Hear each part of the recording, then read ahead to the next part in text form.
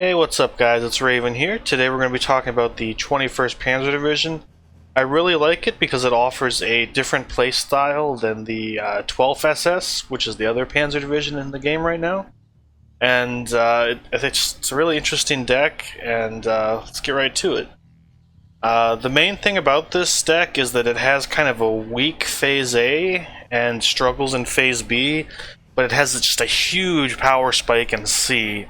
So really you're kind of holding on and holding the line to get to Phase C, where you get your King Tigers, and that's the main thing, the King Tigers, and some other units too. And it in that sense, it's kind of like the 17th SS, which also has kind of a weak Phase A, but unlike the 17th, it has that later game power spike that really makes it worth it. As you know, if you watched my 17th SS video, which I would suggest you maybe check out, but if you watched it, I didn't really like that deck as much. Since then, I've gotten a little bit happier with it, but the 21st I think suits me a lot better than the 17th does, and I think I even might like it more than the 12th SS, which was my favorite German deck before this one came out. So let's just go through the deck. Recon, I take Spay Troop, which is 4 per card in Phase A. These guys, they're in pretty much every German deck. They're really just a recon squad with an MG, which is really useful for, because they have that 400 meter range, they can snipe other recon squads and kind of guard a flank, because if they open up from cover with their MG on a squad moving in the open, they'll probably win that fight. And I mean, that's really all they're for, is looking and a little bit of light combat. Plus, they're really for about 30 points.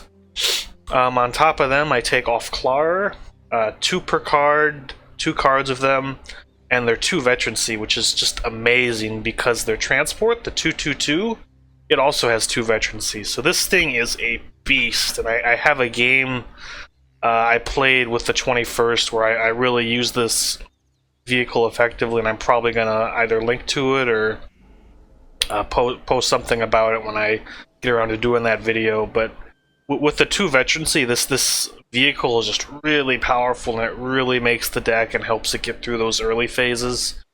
If I could, I would take another card of these, but you can only take two cards of them. So to kind of compensate, I take the 231 in Phase B. It's kind of just like a little bit more armored and more survivable than the 222. And that pretty much rounds out the section. There's not that much else you could take. You could take like the Off Klar and the 221, which is like a really affordable mobile machine gun, really. And that's not a bad idea either. I have to have the Spay Troops, so I don't have room for them.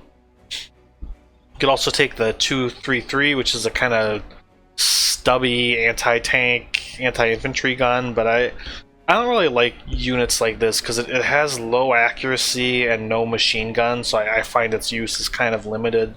So I don't bother with that. Infantry section, I take Panzer Grenadier Führer in A and 2 cards of Panzer Grenadier.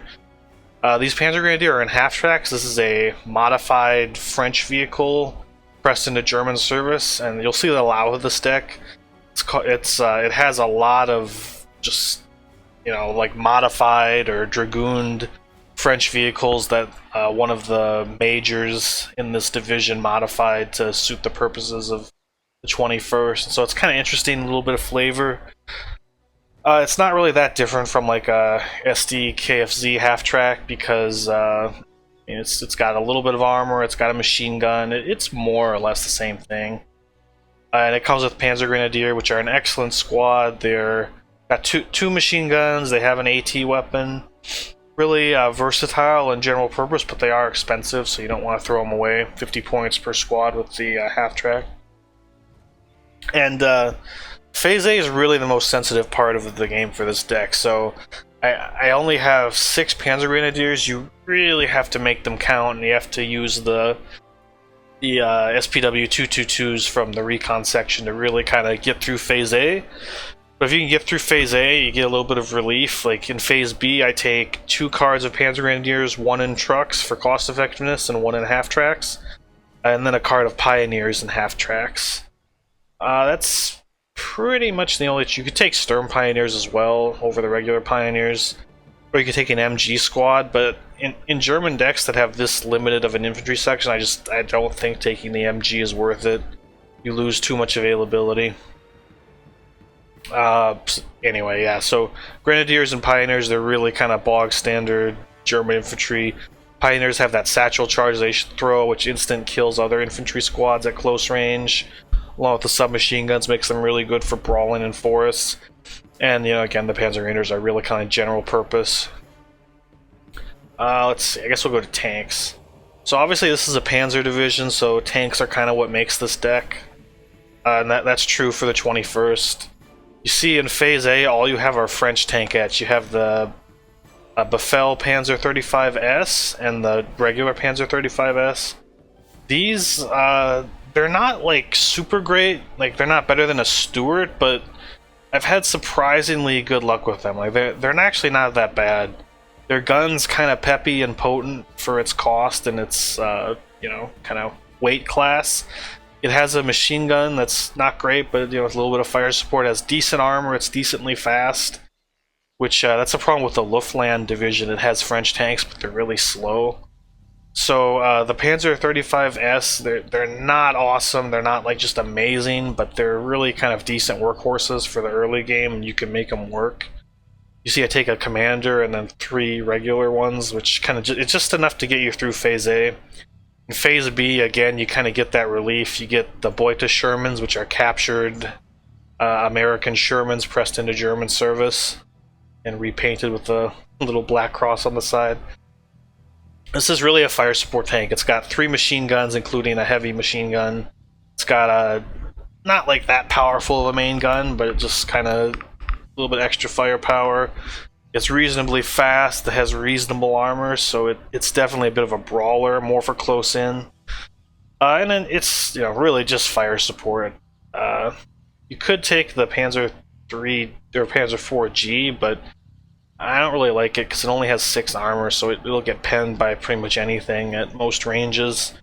So instead I take a lot of the Panzer 4s, Panzer 4Hs, 2 cards of 3 each. They have 1-star veterancy, which is nice. Really powerful main gun, 3 machine guns. They're slower than the Sherman, they're not as well armored, but they hit a lot harder. So I find that you can kind of use them in tandem, like a Sherman with a Panzer. And the Sherman's up front, the Panzer's behind. And, you know, like I said, this is really a Phase C deck, so you're just kind of like trying to hold the line. You're not trying to set the world on fire or be really aggressive. And with this particular lineup, you have 10 Phase B tanks, 4 Shermans, 6 Panzer IVs, and that works pretty well, in my opinion. I used to have the Befehl Panzer IV, but I found that I wanted the command tank in Phase A, so I switched this out for a Befehl Panzer 35S. So then that pretty much just leaves the crown and jewel of the deck, the King Tigers. So you get 2 cards, one of them with 2, and one of them with just 1 with 2-star veterancy. I am very, very much behind the idea of taking both of these cards. Some people just take one or the other, but in my opinion, you just have to take both. This Elite King Tiger is just super potent. Like, oh my god, the 2 stars, and if you have a commander with it, it's 3 stars. This thing is just a total monster. But you can always lose one, so you know, then you need the other 2. This is a 350 point tank. It hits really hard. It has enormous armor, which means the allies basically can't penetrate it from the front except at extremely close range. So if you use the King Tiger in tandem with like the Shermans that kind of screen it and brawl in front of it while the King Tiger gives Overwatch, these things are just ridiculously powerful. You have to watch out for bombing runs and things that panic these, because they're so expensive that generally I think good enemy players will just try to neutralize them with the morale system rather than try and kill them outright. So that's why I think you need at least 2 King Tigers on the field at once, because, you know, they can plane train and panic the hell out of one, but then you'll still have another one. Let's see, what else? Oh, and the other thing too is in the 12th SS deck, you have Panthers in Phase B, you have Panthers in Phase C, so that eats up a lot of your points. But in this deck, all you have are Panzer IVs. So, you know, that 350, that's a lot to pay for a King Tiger, but in this deck, I kind of feel like you can afford it just because you don't have anything else that's like a huge point sink that's draining your points.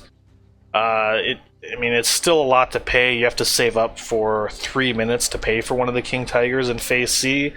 But if you can have a nice cushion coming out of B to get a King Tiger right away or almost right away when you go into C, I think that's really effective, and then you can kind of steamroll from there. This is very much a steamroll deck. If you make it to Phase C without losing the game, you have a pretty good chance of winning. The King Tiger is the main component of that. Support section, these guys actually have a pretty decent little support section. It's kind of really standard for me too. I take a command car, I take a command armored car, 223 and 232. These two things are just commanders. And really just, you know, put them next to your tanks or whatever and give them that extra veterancy star. Using commanders is really important. If you don't use them, you have to use them now, and you have to use them a lot. So keep that in mind. And then I take the autocannon half-track, 20 mil. It's just a nice cheap fire support. Again, it kind of helps you get through that Phase A. It's only 35 points, and you get 4 per card, so that's really nice. I like that deck efficiency. And then to add on to that, this is actually another variant of the Panzer IV. It's the Panzer IV-C. It's basically an old, obsolete Panzer IV with a stubby gun. Really crappy armor, you know, low accuracy, but it's got 3 machine guns and it's got 9 HE on its gun. So this thing is just total fire support, like killing infantry and maybe killing vehicles at close range where your accuracy will be a lot higher. It's 80 points. I'm not like real sure about this card, but it seems like it's really hard to pass up. And again, like your weakest phase is AA, so anything that can help you get through that is really important. And of course, I take Opel Bliss munition truck. The only other thing really interesting in this section is the Brumbar.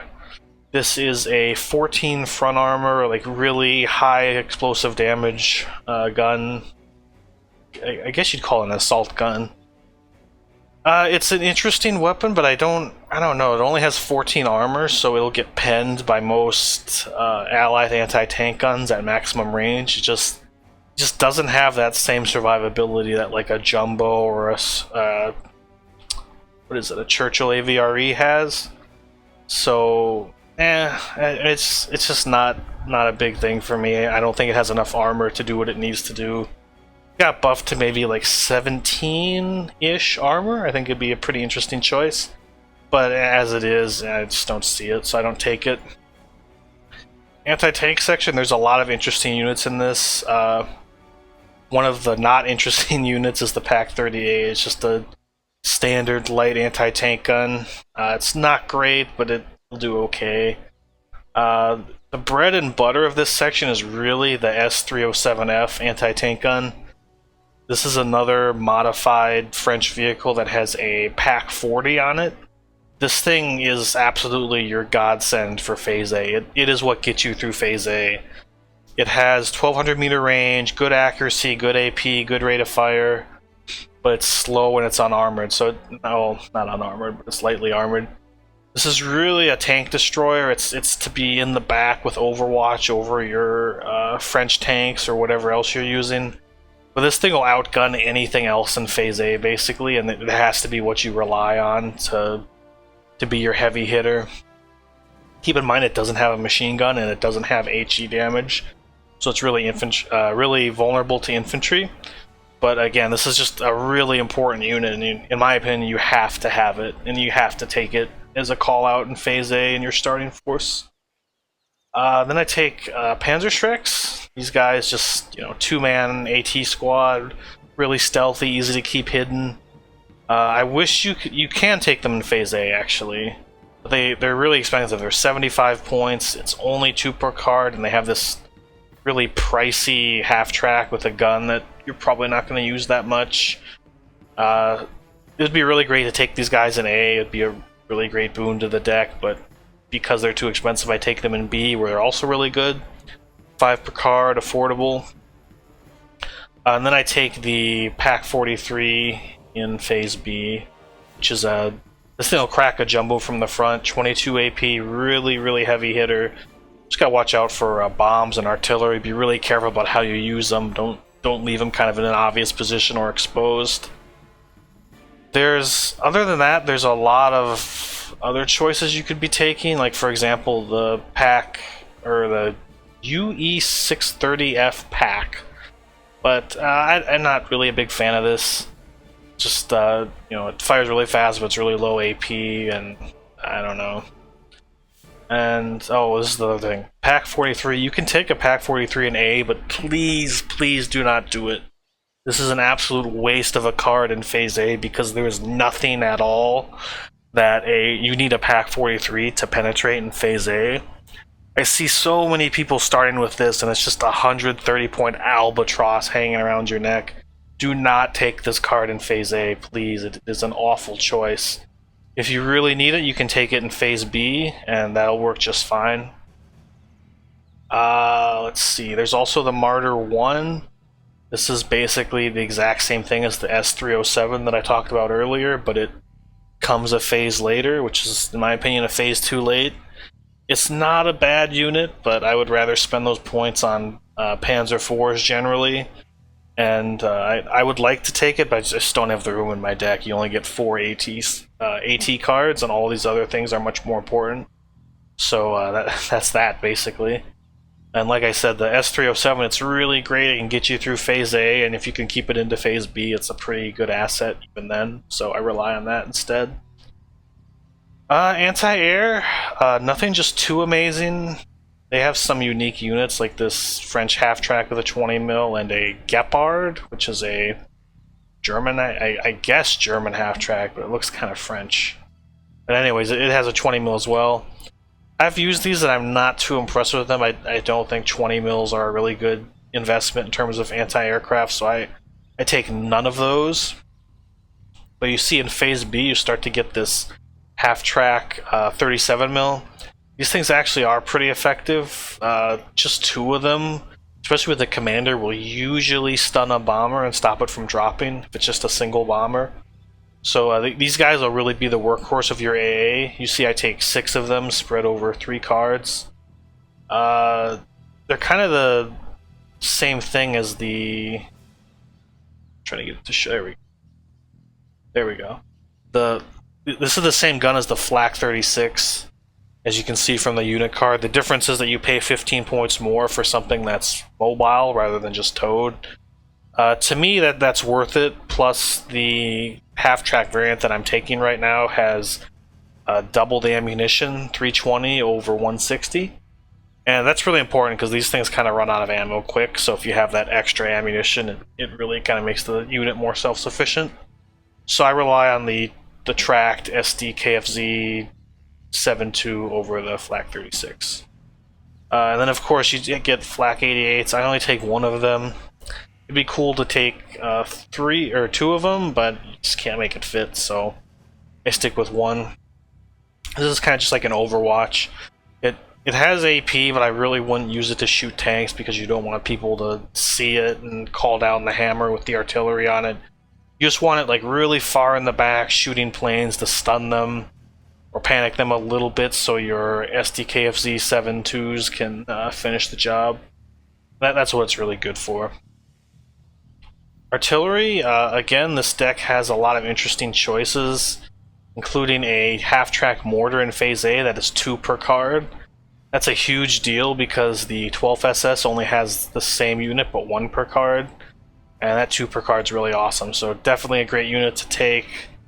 And then they have a lot of French, almost everything in here is French modified stuff, actually. There's the, well, I'm not even going to try and say that, it's a Werfer. This is a rocket half-track. It's got 96 rockets, and it fires them in volleys of 48, I think. So it has like one full volley, and then a reload that it can load in before you have to bring a supply truck. This is a really troll unit. I don't take it, but its rockets are pretty shit, but it fires them so slowly that you can just kind of like saturate an area for about like 30 seconds, I think, if you fire the whole capacity, all 48 rockets. It's really annoying to just kind of like constantly shower an area with it. So it's kind of a douchey weapon, but I don't take it just because I feel like there's better choices and I'm kind of limited on the artillery I can take. Remember, this deck only has 36 activation points, so you gotta kind of be careful where you spend them. So again, this is an interesting unit. It's definitely worth trying out, but it's not my favorite. Let's see. I take the Reihenwerfer. This is a basically a, what's that, 16 tube mortar, and it fires all 16 of its mortar tubes at once. So it's almost like a shotgun of mortars. It goes boom, and then the second later, boom. It fires just a whole bunch of shells really quickly. It's really good for like putting smoke down range and like getting a really big smoke wall quickly, and also just kind of saturating an area with HE damage. I really like this unit. It's really powerful, and it's kind of also unique, so it's definitely worth taking. I'd recommend it in any 21st deck. And then I take the Wolframen 35H. This is a French tankette with some really powerful rockets on the side. It's similar to the Wolframen in the 12th SS, but it only has 4 rockets instead of 6. And that's a tank instead of a vehicle. I haven't actually been able to use this in combat yet. I haven't gotten a chance. But I think with 2 per card, which gives you 8 rockets, this thing is really potent because those rockets are just 25 HE, they have enormous AoE. A couple of these could really just kind of coat an area and panic stuff, kill light vehicles and whatnot. I think it's a really great choice. I'm going to try it out. Hopefully you do too. There's definitely other options. There's howitzers you could take, like the Panzerhaubitze Lorraine or the Panzerhaubitze 39H. I'm not really a fan of these though, because the Lorraine has really short range. It's only 1600, which in my mind is way too short for a howitzer. It'll just be in too much danger. You're not going to be able to get close enough to shell anything in the back lines. So not my favorite. I tried out the 39H as well, and it's not very accurate. Like, it's okay, but I would rather take the stuff I do, so I don't bother with it. And of course there's an off map if that's your thing, but you have to wait for it until phase C, so I would rather use the Wolframen and reload it over the off map, and that's why I take what I do. And then that pretty much leaves us with planes. They have a pretty decent plane section, actually. I take the Focke-Wulf Interceptor, the Focke-Wulf Bomber, and the Ju-87 Kanonenvogel Stuka with its anti-tank guns. There's definitely other things you could take, like the Phase A Air Superiority 109. This is actually an interesting choice because it's the only Phase A fighter the Germans have right now. But I like the Focke-Wulfs better, so I'm kind of hanging out with them. You have to wait till Phase B, but they're pretty strong. And of course there's other stuff like the lighter Focke-Wulf bomber or the Ju-88 bomber. This is really just preference, to be honest. I like this particular Focke-Wulf bomber because it has heavy bombs and it's fast and it kind of double as an interceptor. I like the Kanonenvogel Stuka because it's... Actually, wait, I shouldn't have that. I should have this. You get 2 per card. It'll kind of like reliably kill like a Sherman or 2 in one pass if it's not under fire. And it kind of helps you if you're getting overrun. You know, if your one King Tiger is fighting like 4 Shermans at once, this thing can kind of even the odds a little bit and stop you from getting overwhelmed and panicked. And that's really what it's for. But with planes, like it's kind of subjective. You know, if whatever bomber you like.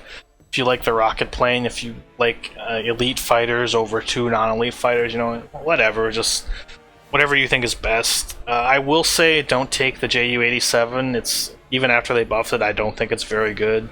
It's really easy to panic and make it not drop its bombs because in real life, the Ju-87 Stuka was a dive bomber. So in the game, it literally flies up and then kind of does like a loop-de-loop and dives straight down before it drops its bomb. Because of that animation, it takes really long to actually drop the bomb, and it makes it too vulnerable to suppression.